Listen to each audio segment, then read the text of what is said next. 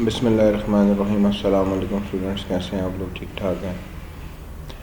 अच्छा, इस तरह कि हमने लास्ट लेक्चर में स्टडी किया था कि डिफरेंट तरीके के हैं अपॉर्चुनिटी आइडेंटिफाई करने के, different ways to identify opportunity. उसमें हमने सबसे पहले देखा ऑब्जर्वेशन मेथड था। उसमें हमने इकोनॉमिक फोर्सेस की बात की, सोशल फोर्सेस की बात की, टेक्नोलॉजिकल एडवांसेस की बात की, और लास्ट में हमारे पास आ रहा था पॉलिटिकल एक्शन रेगुलेटरी।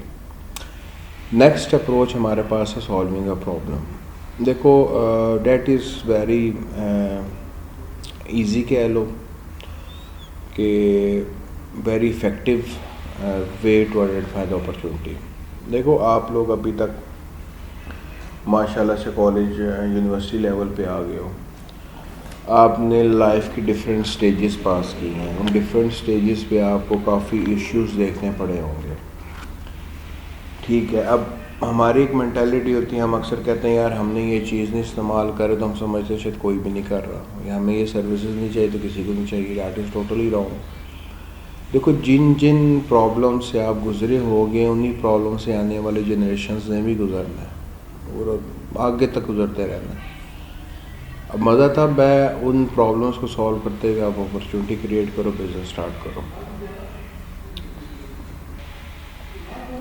अब देखो, sometimes identifying opportunity simply involves noticing a problem, finding a way to solve it. These problems can be pinpointed through observation, observing trends, or through more simple means such as intuition, serendipity और change.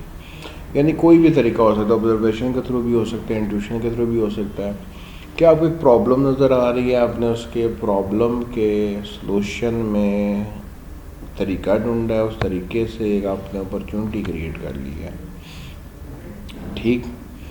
अब देखो, problem facing the US and other countries is finding alternative to fossil fuels. A large number of entrepreneurs like this solar form are being launched to solve this problem.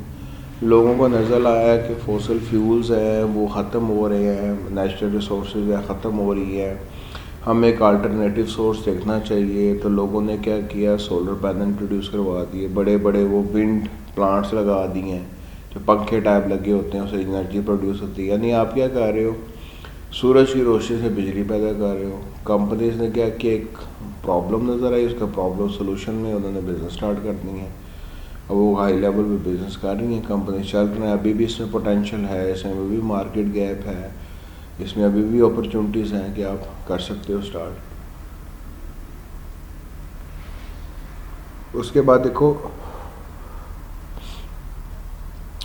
Third approach हमारे पास आती है finding gap in the market place.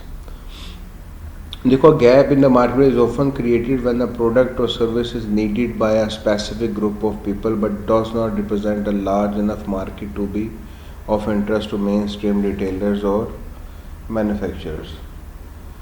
देखो, for example Pakistan tobacco company है, आपको नज़र आता है कि पाकिस्तान टोबैको कंपनी में ऑब्ज़र्व किया आपने कि कोई मशीन है, उसके स्पेयर पार्ट्स उनको नहीं मिल रहे, या उनको टोबैको चाहिए, या उनको कोई ऐसी चीज़ चाहिए। जैसे वो पैकिंग जो है वो पैकेजेस कंपनी से लेते हैं। पैकेजेस कंपनी ने ये क्या किया कि वीकनेस देखी, एक आइडेंटिफाई के मार्केट गैप कि बड़ी कंपनी, हर लोग क्या कर रहे हैं जो अपनी प्रोडक्ट को अपनी पैकेजिंग में दे रहे हैं। जैसे कि AFC वालों की पैकेजिंग आती है, मैकडोनल्ड्स की पैकेजिंग अलग है, पाकिस्तान टोबैको की अलग है।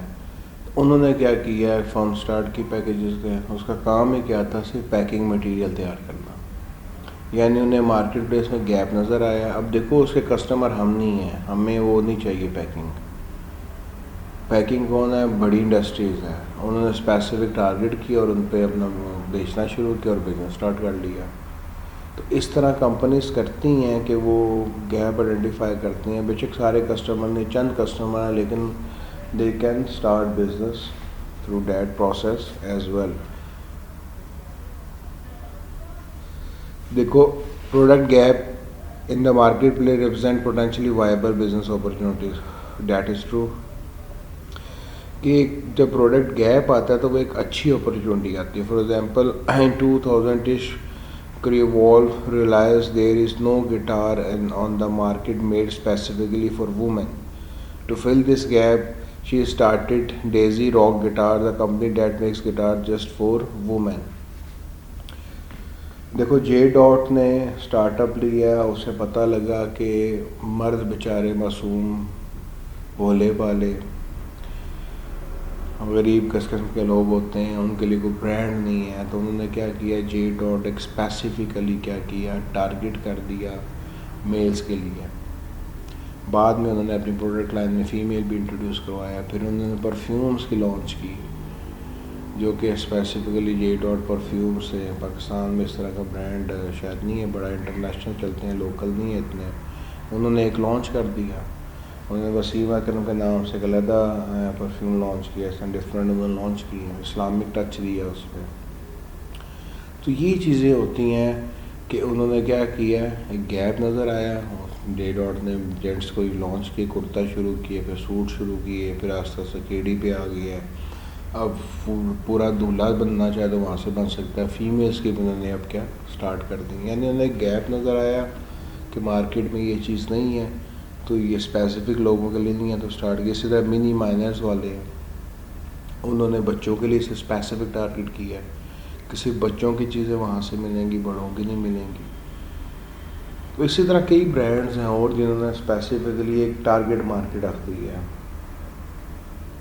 अब निशात लीलन ज़्यादा फीमेल्स को टारगेट कर रही है, इस तरह खाड़ी वाले बहुत टारगेट कर रहे हैं फीमेल्स को, different stitch and stitch brand जो सूट्स लाए हुए हैं। तो इस तरह क्या बेसिकली वो गैप आइडेंटिफाई करते हैं जो कि नज़र आता है, उसके में आप बिज़नेस स्टार्ट कर लिया। तो ये आपकी 3 अपॉर्चुनिटीज़ हैं जिससे बिजनेस स्टार्ट हो सकते हैं। फर्म्स अपना अपॉर्चुनिटी आइडेंटिफाई करके स्टार्टअप ले सकती हैं।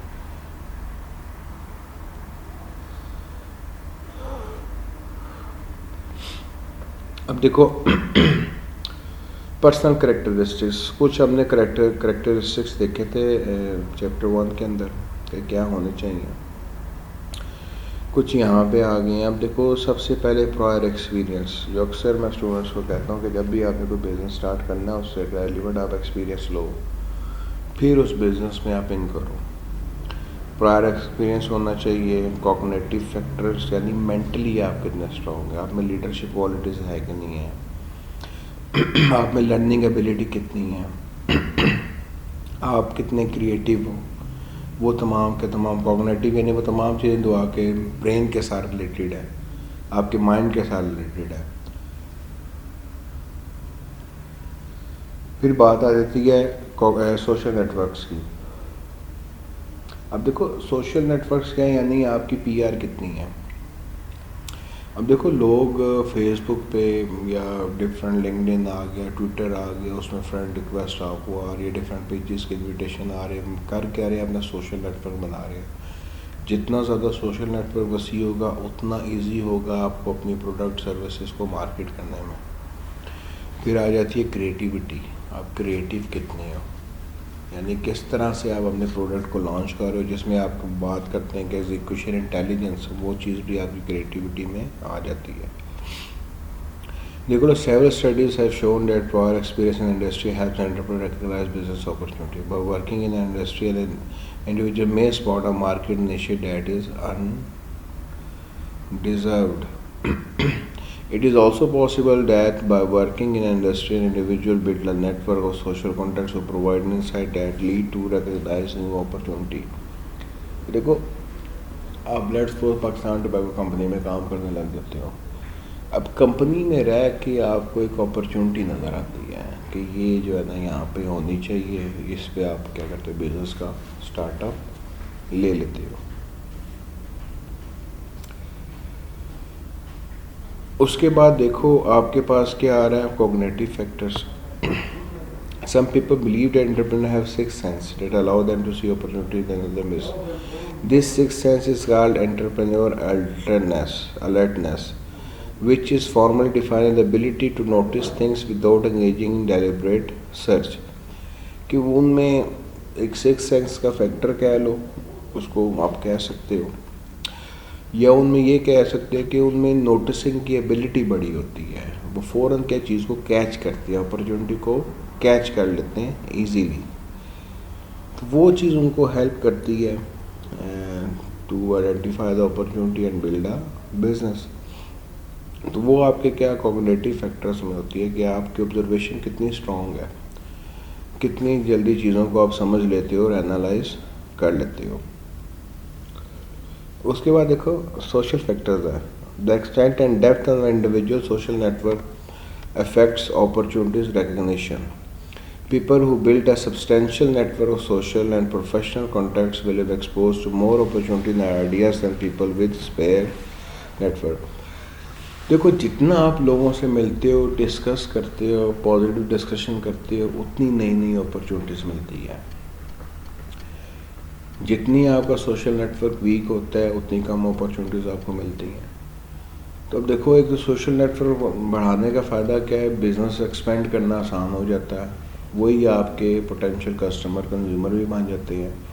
दूसरा ये उनसे आपको आइडिया मिलता है। देखो फॉर एग्जांपल आपको नहीं महसूस हो रहा कि क्या प्रॉब्लम है, आप ऐसी कौन सी क्या अपॉर्चुनिटी, आप किसी का डिस्कशन करते हो, वो डिस्कस करता है जी मुझे ये प्रॉब्लम आ रही है, उस प्रॉब्लम से आप उसके सोल्यूशन निकालते हो, सोल्यूशन से अपॉर्चुनिटी निकल आती है। देखो research results suggest that between 40 to 50 and 50% of people who start a business got their idea via social contact. That is very much true. मेरा अपना एक्सपीरियंस है कि सोशल नेटवर्क बहुत ज़्यादा हेल्प करते हैं। आपके फ्रेंड्स हैं, आपके कोलीग्स हैं, क्लास फेलोज हैं, कज़न्स हैं, फैमिली मेम्बर्स हैं। Strong tie versus weak tie. All of us have relationship with other people that are called ties. अब देखो कुछ लोगों के साथ आपकी बहुत गहरी दोस्ती होती है, उनको हम स्ट्रॉन्ग टाइज कहते हैं। कुछ लोगों के साथ इतनी गहरी नहीं होती, उसको हम वीक टाई कहते हैं। देखो strong tie relation characterized by frequent interaction to form between coworker, friends and spouses. Weak tie relation are characterized by infrequent interaction form between casual acquaintances.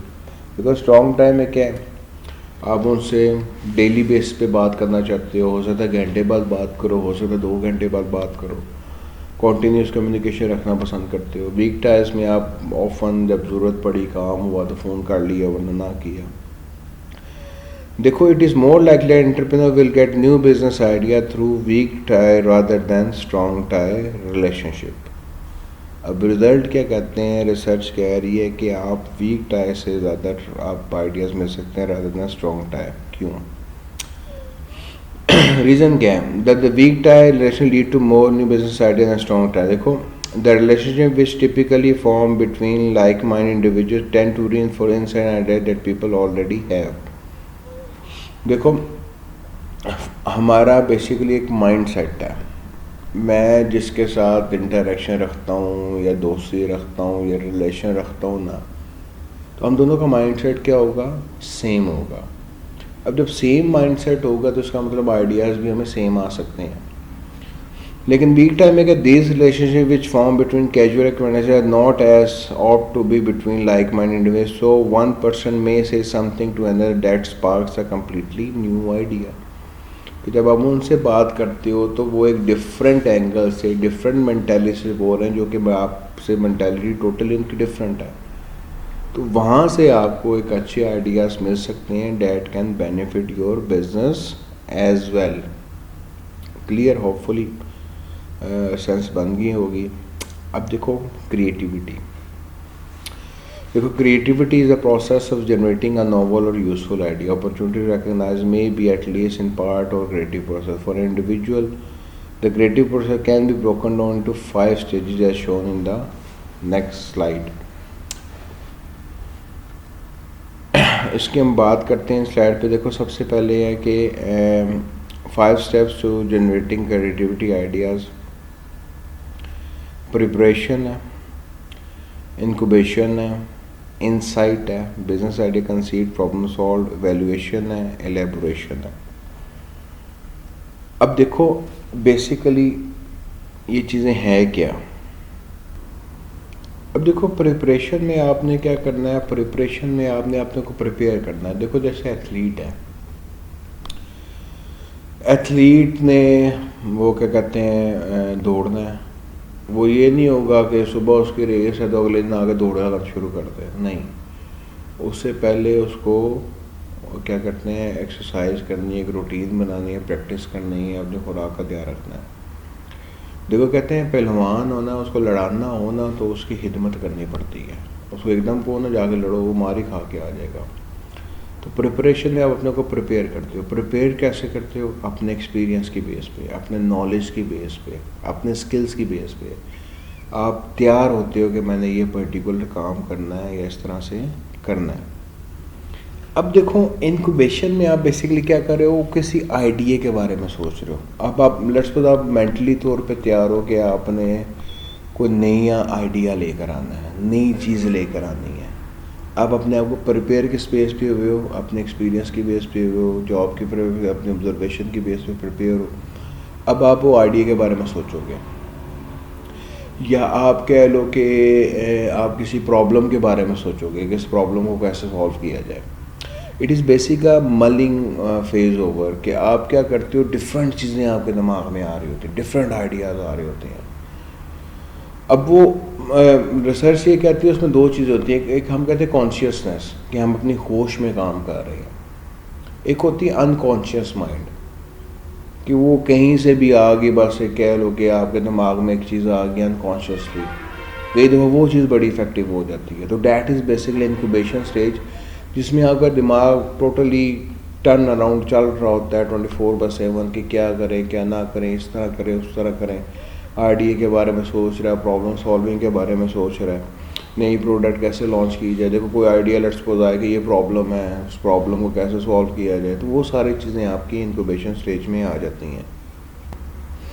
अब देखो मज़े की बात यह है कि इंक्यूबेशन स्टेज अगर आपकी सक्सेसफुल नहीं होती, आप दोबारा प्रिपरेशन पे चले जाते हो, फिर इंक्यूबेशन पे आते हो। अब देखो इंक्यूबेशन में आपको लेट्स सपोज आइडिया मिल गया, आपको प्रॉब्लम मिल गई, ठीक है, उसमें आप इनसाइट पे आ गए, जिसको हम इरोका स्टेज कहते हैं कि बिज़नेस आइडिया आ गया या प्रॉब्लम का सलूशन मिल गया। तो आप क्या उसको इस स्टेज पे फिर इनसाइट्स पे आ जाते हो, फिर उसको वैल्यूएट करते हो। अगर लेट्स सपोज यहाँ पे आपको चीज़ें नहीं मिलती तो आप दोबारा वापस चले जाते हो। फॉर एग्जांपल आपको एक बिज़नेस आइडिया मिला है कि उसके में लेट्स सपोज आपके पास वो स्किल्स नहीं है, आप क्या करते हो, दोबारा प्रिपरेशन पे, यानी वो स्किल सीखने के लिए चले जाते हो ताकि हमने वो स्किल सीख के दोबारा से इस बिज़नेस की तरफ आ सकूँ। इनसाइट्स क्लियर हो जाएं, ऑल इज़ वेल सिचुएशन है, फिर आप एवेल्यूएशन पे जाते हो। एवेल्यूएशन में आप क्या कर रहे हो कि बेसिकली एवेल्यूएट कर रहे हो, जिसको हम फिजिबिलिटी एनालिसिस कहते हैं कि ये चीज़ प्रैक्टिकली पॉसिबल है भी कि नहीं। तो वो चीज़ आप लोग देखते हो। और लास्ट में आपके पास आती है एलेबोरेशन स्टेज। अब देखो एलेबोरेशन स्टेज में क्या कि आपने आइडिया सोचा, प्रॉब्लम सॉल्व, उसको प्रैक्टिकली किसी बिजनेस में ले आए हो या प्रोडक्ट ले आए हो या सर्विस आपने लॉन्च कर दी है। तो ये आपके 5 स्टेप्स हैं जो कि आप कह सकते हो कि एक क्रिएटिव आइडिया जनरेट करने के लिए आपको हेल्प आउट कर सकते हो। यानी सबसे पहले आपने अपने आप को प्रिपेयर करना है, बेसिकली आपने स्किल्स क्या है, नॉलेज क्या, एक्सपीरियंस किस चीज़ का है। फिर उससे रेलिवेंट आप इंक्यूबेशन पे आते हो, आइडिया सोचते हो या कोई प्रॉब्लम देखते हो, तो अगर वो मिल जाता है आइडिया या प्रॉब्लम का सोल्यूशन मिल जाता है, इंसाइट पे आते हो। अगर आपके पास हर चीज़ रेलिवेंट है, फिर आगे वैल्यूएशन पे एवेल्यूएट करते हो। अगर देखो वैल्यूएशन स्टेज पे फेल ऐसा रहता है, वापस चले जाओगे, यानी किसी भी टाइम आप वापस चले जाते हो, कहीं से भी स्टार्ट ले सकते हो। तो ये आपके बेसिकली 5 स्टेप्स हैं जो कि जनरेटिंग क्रिएटिव आइडियाज़ में आपको हेल्प आउट कर सकते हैं। यहाँ पे मैं ये सेशन क्लोज कर रहा हूँ, तो इंशाल्लाह नेक्स्ट सेशन को स्टार्ट करेंगे। अपना ख्याल रखिएगा। अल्लाह हाफिज़।